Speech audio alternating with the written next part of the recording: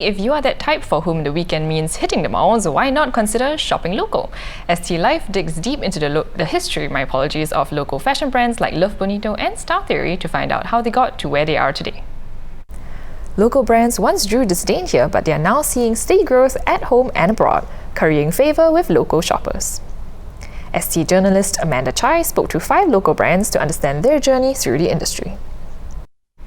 And with me right now, I have Amanda herself. Hi, Amanda. Hello. So could you tell me more about a couple of the brands that stood out to you?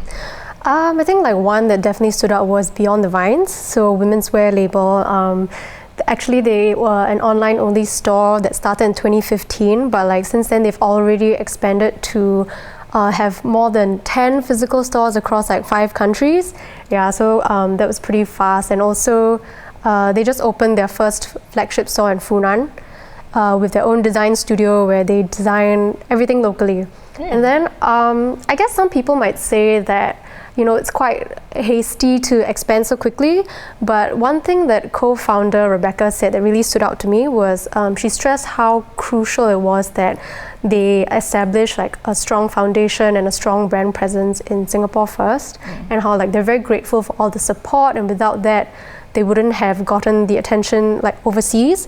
So I think naturally, funny story how they were approached to go into Bangkok and Jakarta.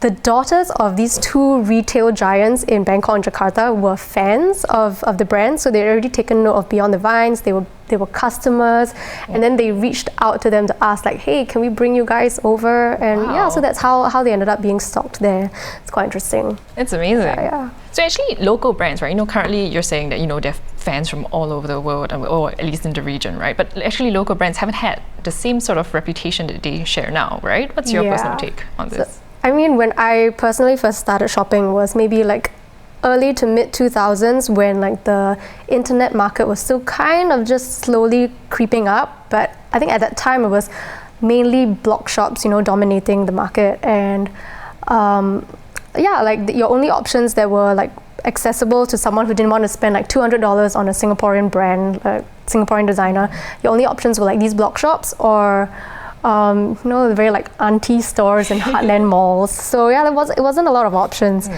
But I think since then it's really gotten a lot better. So one of these blog shops was Bonito Chico. I'm not sure if you remember, they were on LiveJournal. Right. And Bonito Chico is actually Love Bonito today. Oh. So yeah, they're a huge success story that everyone is pretty familiar with. They're designing their own collections, original collections, and collaborating with international brands. So I think they've really come a long way, and the scene in general has come quite a long way. So with that in mind, right, do you think that this is sort of a reflection of this growing acceptance of local products? Yeah, for sure. I mean, but also people are not going to blindly support local if the product isn't good. I think you can see quite clearly that a lot of these local brands have been stepping up their game in quality, in branding, marketing, and I think, yeah, in time to come, they're really on track to taking on some of the bigger international brands. Wow, yeah. And we wish them all the best. So thanks, Amanda, for coming on to share more with us. And the story is going to be out tomorrow, right? Yeah. So do stay tuned to straitstimes.com. And those are the top stories of the day. For more news and videos, do head on to our website. Once again, that's straitstimes.com. This has been Kimberly. Thank you for watching The Big Story, and we will see you tomorrow.